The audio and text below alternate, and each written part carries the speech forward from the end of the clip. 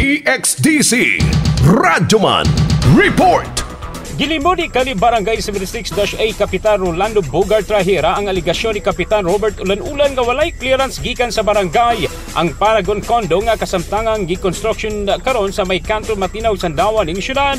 Niini gitindugan ni Trahera nga way lamas kamatuoran ang gisulti ni Ulan-Ulan sa rason nga miagi sa saktong proseso sa barangay sama sa pagkuha og certification of no objection ang Paragon Condo. Gipunto ni Trahera nga dili makakuha og permiso sa mga opisina sa lokal nga gobyerno sama si City Planning, City Engineers Office gun pa ang kumpanya sa Paragon kung wala moagi sa barangay kay mo kini ang pinakaproseso diya sa paglukat og mga permits nga gikinahanglan sa pagtukod og gambalay.